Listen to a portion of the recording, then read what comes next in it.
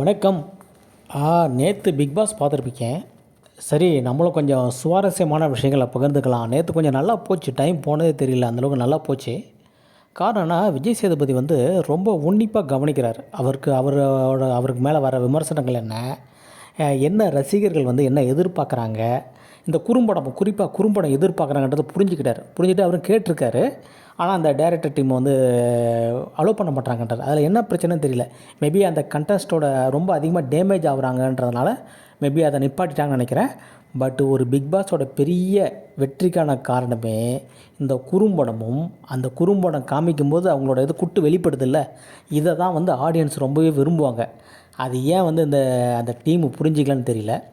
அந்த creative team வந்து ஏன் அதை புரிஞ்சிக்கலன்னு தெரியல. மேபி காரணம்னு பார்த்தீங்கன்னா, கண்டஸ்ட் யாரும் வரமாட்றாங்க. அதிகமாக ரொம்ப டேமேஜ் ஆச்சுன்னா வரமாட்றாங்க. அதனால் அவங்க வந்து அப்படியே மெல்லிசாக வச்சு அனுப்பிடலாம் அப்படின்ட்டு, எப்படி வந்து இந்த விஜய் டிவியோட மற்ற ப்ரோக்ராம்லாம் நடக்கும் இல்லையா, அந்த மாதிரி வந்து வச்சுட்டு அனுப்பிடலாம், அந்த சீசனை முடிச்சிடலாம் அப்படின்னு வந்து அந்த டீம் நினைக்கிறாங்கன்னு நினைக்கிறேன். சரி, அதுவுமே ஒரு விதத்தில், ஏன்னா ரொம்பவே வந்து அவங்களும் வந்து ஒரு தனிப்பட்ட மனிதர்கள் தானே. ஸோ அவங்களும் வந்து டேமேஜ் ஆகிறத விரும்ப மாட்டாங்கல்ல. அதுக்கப்புறம் அவங்க வந்து கலைத்துறைக்கு வந்து அதுக்கப்புறம் அவங்க, ஏன்னா ரொம்ப பேர் கெட்டு போச்சுன்னா அதுக்கப்புறம் வந்து அவங்களால அதுக்கப்புறம் ஒன்றும் பண்ண முடியாது. கலைத்துறைக்கு வர முடியாது, அந்த சீரியலில் ஆக்ட் பண்ண முடியாது, சினிமாவுக்கு போக முடியாது, இந்த மாதிரி நிறைய பிரச்சனைகள் வரும். ஸோ அதுவும் ஒரு விதத்தில் நல்லதில்லை. சரி, ரைட், அதை வந்து அதுவும் ஒரு நல்ல முடிவு தான். சரி, நேற்று என்ன நடந்துச்சுன்னு பார்த்தீங்கன்னா, நம்ம எதிர்பார்த்த மாதிரியே வந்து விஷாலை வந்து நல்லா சரியாகவே ரொம்ப கோவத்தில் இருந்தார் போல் நேற்று விஜய் சேதுபதி. அநேகமாக அவரை அதிகப்படியாக கடுப்பாக்குனது வந்து விஷால் தான். வந்து நல்லா கடுமையாகவே வந்து இது பண்ணார். ஏன் நீ வந்து ஒரு நல்ல கேப்டனாக ஏன் நடந்துக்கல அப்படின்றத வந்து புரிய வச்சார் அவருக்கு. அதையும் அவர் புரிஞ்சிக்காமல் போயிட்டு அருண் பண்ண மாதிரியே அங்கே போய் அவர் ஆதங்கத்தை கொட்டுறேன்னு நினச்சிட்டு அது மறந்துடும். ஆக்சுவலி நம்ம வந்து அந்த வேகத்தில், ஐயோ நம்மளை வந்து இப்படி வந்து இத்தனை கோடி மக்கள் மத்தியில் பேசிட்டாங்களே, இப்போ நம்மளை ஒரு 10 பேர் முன்னாடி நம்ம கேள்வி கேட்கும்போதே நமக்கு ஒரு மாதிரி ஆகிடுதுல்ல, அந்த நேரத்தில் ஒரு வேகம் நம்மளுக்கு கொப்பளிக்கும். நான் செஞ்சது சரிதான் அப்படின்ட்டு அந்த நிரூபிக்கிறதுக்கான ஒரு வேகம் வரும்ல, அதை தான் வந்து விஷால் செஞ்சார். நான் ஒன்றும் பெருசாக தப்புலாம் பண்ணல, அதுதான் அவருக்கு வந்து ஒரு நெகட்டிவாக போயிடுச்சு. ஸோ அதை வந்து அங்கே பண்ணக்கூடாது. அதுவும் விஜய் சேதுபதிட்ட வந்து அது பண்ணும்போது அது பிரச்சனை தீவிரம் ரொம்ப அதிகமாகும். ஏன்னா ராணுவ வந்து அதை தான் எனக்கு கொஞ்சம் பண்ணுவார், அதை விடவே மாட்டார், அப்படி பண்ணுறவங்கள வந்து விடவே மாட்டார். ஸோ அது மாதிரி விஷாலுக்கு வந்து அது வந்து நேற்று ஒரு பெரிய அர்ச்சனையோடு முடிஞ்சுது.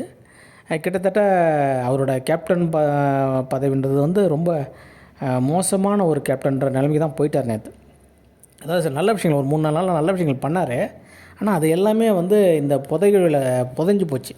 இவர் செஞ்ச மாபெரும் தவறு இருக்குல்ல. ஏன்னா மக்களோட ஆடியன்ஸோட அத்தனை பார்வையும் அந்த டாஸ்கில் தான் இருந்துச்சு. அந்த பிரிக்ஸ் எடுத்து செங்கல்லா டாஸ்க் மேலே தான் இருந்துச்சு.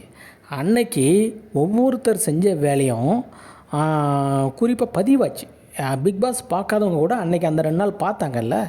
ஸோ அது ஒரு பெரிய பதிவாயிடுச்சு. அன்றைக்கி தான் வந்து விஷால் யாருன்றதை வந்து ப்ரூவ் பண்ணியிருக்கணும். அதை வந்து அவர் விட்டுட்டார். ஸோ தவற விட்டுட்டார். அதனால் அதுக்கு முன்னாடி அவர் செஞ்ச அந்த நல்ல செயல்கள் எல்லாமே அது வந்து வீணாக போச்சு. கடலில் கரைச்ச பெருங்காயம் மாதிரி ஆகிப்போச்சு. அதுக்கப்புறம் அன்ஷிதா அவர்கள் வந்து வழக்கம் போல் விசாரித்தார். அவங்க ஒன்றும் பெருசாக இவரும் வந்து ரொம்பலாம் உள்ளே போகல, ஜஸ்ட்டு விசாரிச்சுட்டு விட்டுட்டார். அவங்களும் ஒன்றும் அதை உணர்ந்த மாதிரி தெரியல. ரைட், அது வந்து நல்லது தானே, ஆடியன்ஸுக்கு வந்து அவங்களோட முகம் வெளிப்பட்டது ஆடியன்ஸுக்கு நல்லது தானே. ஓகே. அதன் பிறகு வந்து யார், நம்ம முத்து வந்து இதுக்கு மேலே வந்து அவர் ஒன்றும் பண்ண முடியாதுன்ற அளவுக்கு அவர் ஆல்ரெடி வந்து அடி வாங்கி ரொம்பவே நொந்து போயிருந்தார். ஸோ அதை வந்து எப்படி அழகாக டீல் பண்ணணுமோ அந்த அளவோடையே வந்து விஜய் சேதுபதி வந்து டீல் பண்ணார். அதுவும் பாராட்டுக்குரியது. ரொம்ப நாகரிகமாகவே டீல் பண்ணார். இனிமேல் செய்யக்கூடாது அப்படின்ற அளவுக்கு அவர் முத்துவுமே வந்து உணர்ந்த ஆள். அப்படி உணர்றவங்களை வந்து ரொம்பவே அவர் வந்து காயப்படுத்துறது இல்லை. ஸோ அதனால் வந்து அதை வந்து ஓரளவோடு விட்டுட்டார். அதன் பிறகு வந்து வேறு யாரும் இல்லை, அருணுக்கு சில அட்வைஸ் பண்ணார். ராணுவ வந்து நேற்று கொஞ்சம் சிறப்பாகவே பேசினார். அவரோட நம்பிக்கை வந்து கூடியிருக்கு. அதன் பிறகு வந்து இவங்க ஜாக்லின் நேற்று பிரமாதமாக பேசினாங்க. அவங்களோட ப்ரெசன்டேஷன் வந்து அட்டகாசமாக இருந்துச்சு.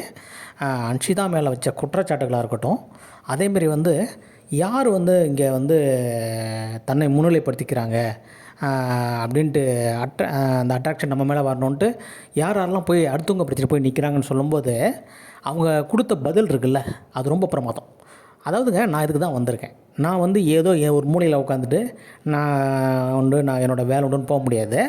ஸோ அடுத்தவங்க பிரச்சனைகள் நடக்கும்போது அங்கே போய் என்னோடய கருத்து என்னன்றதை நான் சொல்லுவேன். அது என்னோடய பாணி அப்படின்ட்டு ரொம்ப அழகாக சொன்னாங்க. அதை விஜய் சேதுபதி பெருசாக பாராட்டலாம் கூட ஏற்றுக்கிட்டாரான்னு தெரியல. ஆனால் அந்த பதில் வந்து நிறைவாக இருந்துச்சு, ரொம்ப கன்வின்சிங்காக இருந்துச்சு. அதன் பிறகு வந்து முத்துக்கிட்ட என்ன சொன்னார், நீங்கள் செஞ்ச தப்பால் வந்து பவித்ரா ரொம்ப பாதிக்கப்பட்டாங்க அப்படின்ட்டு அவர் சொன்னார். ஸோ அதன் விளைவாக வந்து பவித்ரா கொஞ்சம் ரொம்பவே ஃபீல் பண்ணி அழவும் செஞ்சாங்க.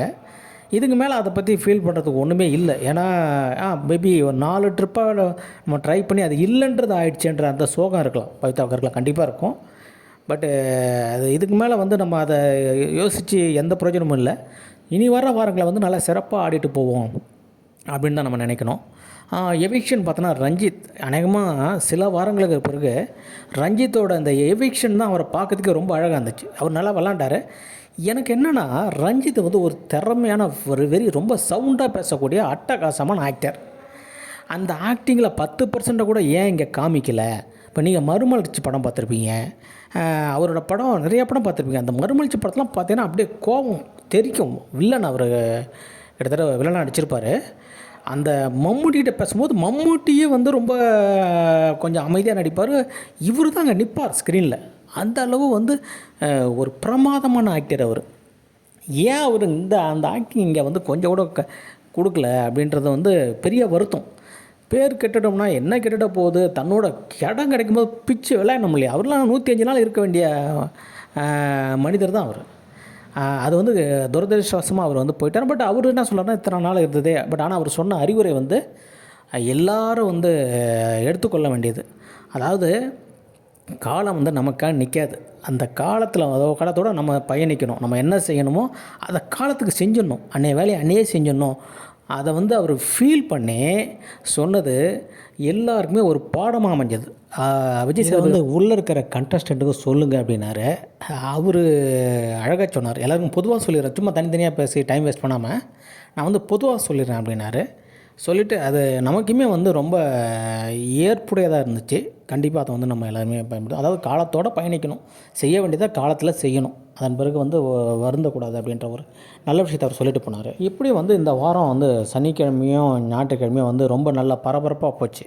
ஆக்சுவலி இந்த சீசன் என்னென்னா, பெரிய அடிதடிகள் இல்லாமல், பெரிய சச்சரவுகள் இல்லாமல், பெரிய சண்டை சச்சரவுகள் இல்லாமல், பெரிய எதிர்பார்ப்புகளும் இல்லாமல் ஒரு மைல்டாக ஒரு ஸ்மூத்தாக போயிட்டுருக்கு.